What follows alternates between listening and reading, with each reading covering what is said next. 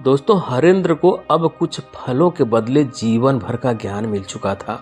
उसे स्पष्टता मिल चुकी थी। उसके मन के सारे सवाल खत्म हो चुके थे। उसने बौद्ध भिक्षु को प्रणाम किया और वहां से अपने घर के लिए निकल पड़ा। दोस्तों, अक्सर हम ये सुनते हैं कि जैसा कर्म करोगे वैसा ही फल प्राप्त होगा। लेकिन क्या सच में आप दिल से मानते हैं कि अच्छे कर्मों का फल अच्छा ही होता है? अंदर से कोई स्पष्ट उत्तर नहीं आ रहा होगा, क्योंकि हम अपने आसपास ऐसे बहुत से लोगों को देखते हैं जो जीवन भर अच्छे कर्म करते रहते हैं, लेकिन उन्हें अच्छे फल प्राप्त नहीं हो पाते। एक नौजवान दिन रात मेहनत करता है किसी परीक्षा में पास होने के लिए, लेकिन उस परीक्षा के परिणाम में उसे निराशा ही हाथ लगती है। तो इससे तो यही सिद्ध होता है कि जिन महापुरुषों ने ऐसा कहा है कि अच्छे कर्मों का फल अच्छा ही होता है, तो फिर या तो वो महापुरुष गलत थे या फिर हम कर्मों का लेखा जोखा समझ ही नहीं पाते।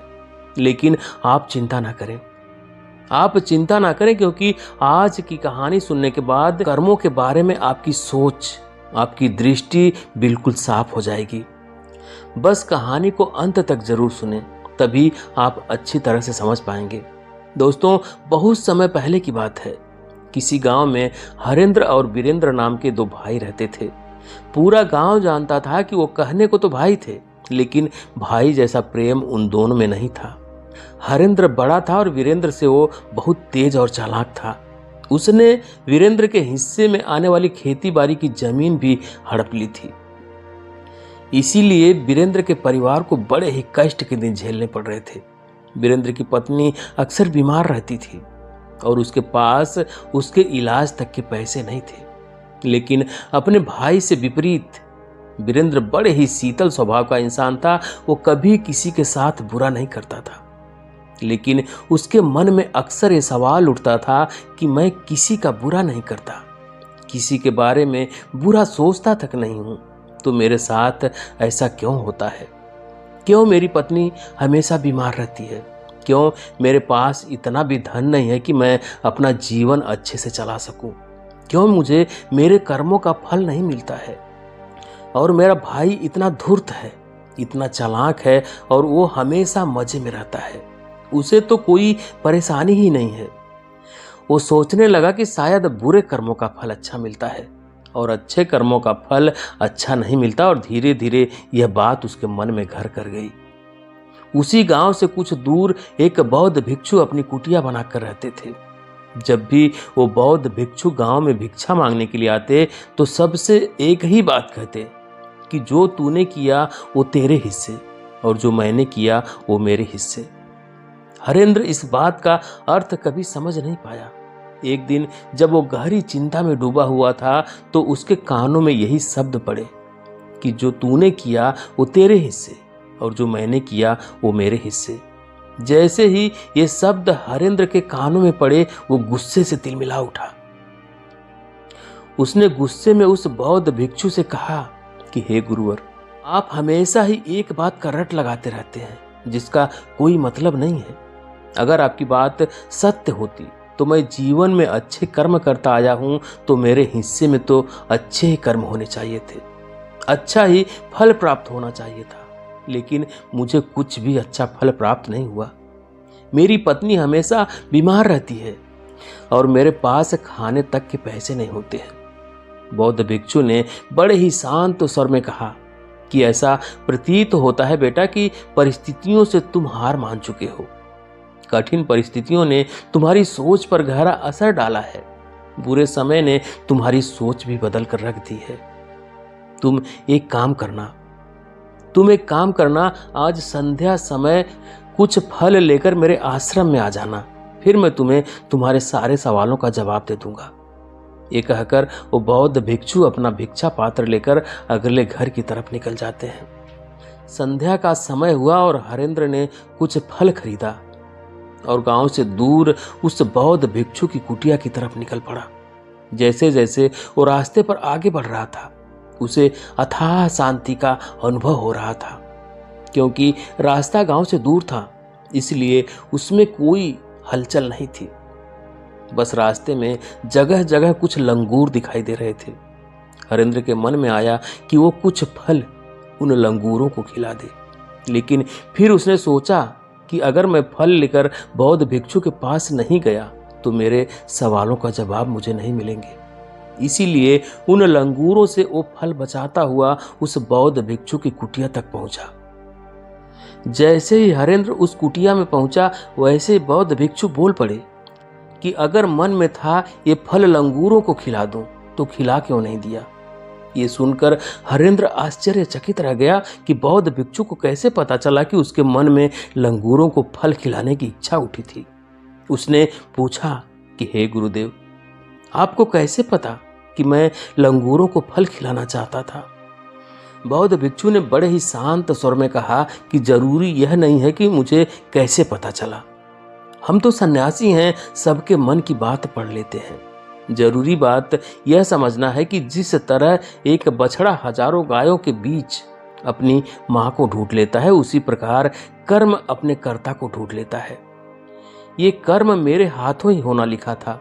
और ये कहकर बौद्ध भिक्षु उसके हाथ से फल ले लिए और लंगूरों को खिलाना शुरू कर दिए। हरेंद्र इस बात का मतलब समझ नहीं पाया, इसीलिए उसने उस बौद्ध भिक्षु से पूछा कि हे गुरुदेव, मैं आपकी बात का आशय नहीं समझ पाया। कृपा करके मुझे अज्ञानी को इसका मतलब समझाने की अनुकंपा करें। बौद्ध भिक्षु ने बड़े ही शांत स्वर में कहना शुरू किया कि बेटा, मनुष्य को हमेशा यही लगता है कि वही करने वाला है, वही करता है और वही कर्म करेगा।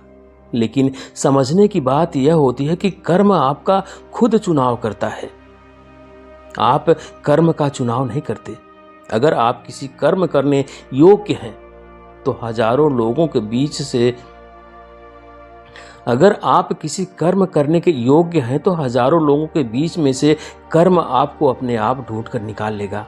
इसलिए योग्य बनने पर ध्यान दो, कर्म करने पर ध्यान मत दो।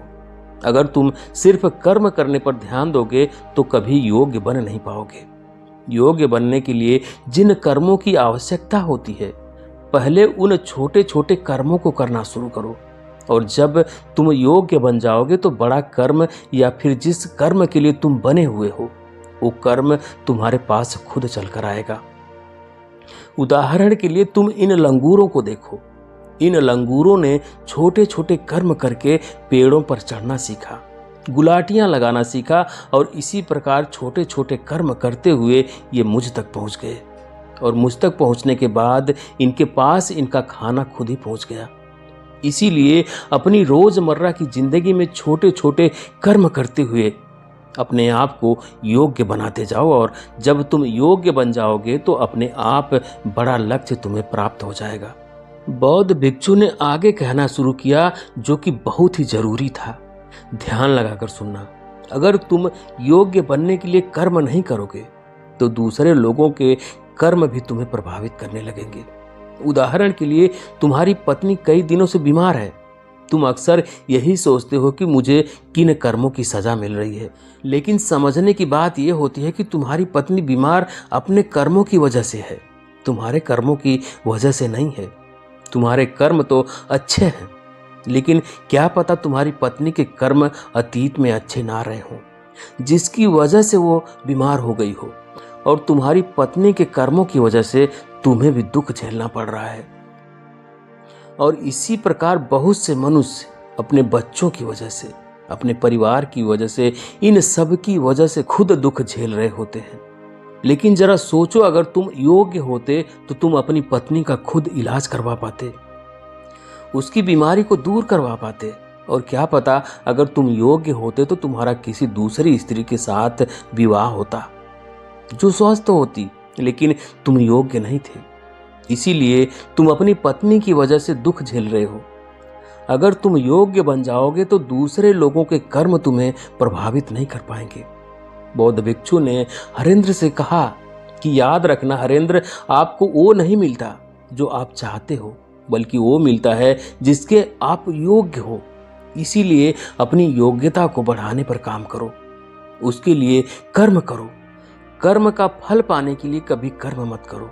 हरेंद्र ने बौद्ध भिक्षु से हाथ जोड़कर एक सवाल पूछा कि हे गुरुवर, मुझे यह बताने की अनुकंपा करें कि मैं अपनी योग्यता किस प्रकार बढ़ा सकता हूँ, ताकि मेरा मुख्य कर्म मुझको खुद ढूंढ सके। बौद्ध भिक्षु ने बड़े ही शांत स्वर में कहना शुरू किया कि बेटा, इसके लिए बड़े ही सरल सरल उपाय होते हैं। सबसे पहला उपाय है कर्म करके भूलते जाओ। तुम जो भी कर्म कर रहे हो अपने योग्य बनने के लिए, उस कर्म को करने के बाद भूल जाओ। ये मत सोचो कि उससे तुम्हें क्या प्राप्त हुआ। इसीलिए कहा जाता है कि कर्म करो, फल की चिंता मत करो। अगर तुम फल की चिंता करोगे तो वास्तविकता में तुम कर्म कर ही नहीं रहे हो। अक्सर मनुष्य की पीड़ा का यह एक बहुत बड़ा कारण होता है। वो सोचता है कि मैं कर्म तो अच्छे कर रहा हूं, लेकिन मुझे फल प्राप्त नहीं हो रहे हैं। और यही पीड़ा उसके मन को ठेस पहुंचाती रहती है, उसके अपने लक्ष्य से भटकाती रहती है। किसी कर्म को करने के बाद अपना आकलन जरूर करें, लेकिन फल की चिंता ना करें। हरेंद्र ने बौद्ध भिक्षु से सवाल किया कि हे गुरुवर, हम अपना आकलन कैसे कर सकते हैं? बौद्ध भिक्षु ने उत्तर दिया कि बेटा, जब भी तुम कोई काम पूरा करते हो तो काम पूरा करने के बाद खुद से ये सवाल पूछो कि क्या इस काम को करते समय तुम्हारा ध्यान इसी काम पर टिका हुआ था या तुम्हारा ध्यान कहीं और भटक रहा था। इस तरह तुम खुद का आकलन कर पाओगे कि तुम कितने ध्यान के साथ उस काम को कर रहे थे, और जितने ध्यान से तुम किसी कर्म को करोगे उतनी ही तुम्हारी योग्यता बढ़ती जाएगी। और अगर तुम यूं ही बस पूरा करने के लिए किसी कर्म को करते रहोगे तो उस कर्म से तुम कभी भी योग्य नहीं बन पाओगे। वो कर्म तो पूरा हो जाएगा, लेकिन उसका फल तुम्हें प्राप्त नहीं होगा। इसीलिए अपना आकलन इस प्रकार करो कि तुम्हारा ध्यान वहां पर टिका हुआ था या नहीं, या तुम्हारे विचार तुम्हें कहीं भटका ले गए थे। और कोशिश करो कि तुम्हारे विचार अगली बार जब तुम एक कर्म करो तो उसी कर्म पर टिके रहें, इधर उधर दूसरी बातों में भटके ना। हरेंद्र ने इस पर एक और सवाल पूछा कि हे गुरुदेव, जब भी हम कोई कर्म करते हैं तो हमारा मन विचारों से ग्रस्त हो जाता है। वो तरह तरह की बातें सोचने लगता है, तो हम किस तरह से अपने मन को एक ही कर्म पर टिका कर रख सकते हैं? इसके लिए कोई उपाय बताएं। बौद्ध भिक्षु ने इसका उत्तर देते हुए कहा कि बेटा, जब भी तुम किसी कर्म को करते समय अपना पूरा भाव उसमें डाल देते हो तो तुम्हारे विचार उसी कर्म पर केंद्रित रह सकते हैं। पूरे निष्ठा, प्रेम और सद्भाव के साथ किया गया कर्म तुम्हारे विचारों को इधर उधर भटकने नहीं देता। विचार तभी तुम्हें दूसरी दिशाओं में बहा कर ले जाता है जब तुम उस कर्म को पूरी निष्ठा के साथ नहीं करते, उसमें पूरा प्रेम नहीं डालते, उसमें पूरा भाव नहीं दिखाते। जब ये तीनों चीजें तुम उस कर्म में डाल देते हो तो स्वाभाविक रूप से तुम पूरी तरह उस कर्म में सम्मिलित हो जाते हो और तुम्हारा मन और मस्तिष्क एक ही जगह पर टिका रहता है। बौद्ध भिक्षु ने अपनी बात को खत्म करते हुए कहा कि अगर कोई इंसान, कोई मनुष्य इन उपायों का सही तरीके से इस्तेमाल करता है, इसका पालन करता है, तो वो किसी भी कर्म के लिए अपने आप को योग्य बना सकता है। और एक बार अगर वो योग्य बन जाता है तो उसी बछड़े की भांति उसका कर्म उसे अपने आप ढूंढ लेता है। दोस्तों, हरेंद्र को अब कुछ फलों के बदले जीवन भर का ज्ञान मिल चुका था।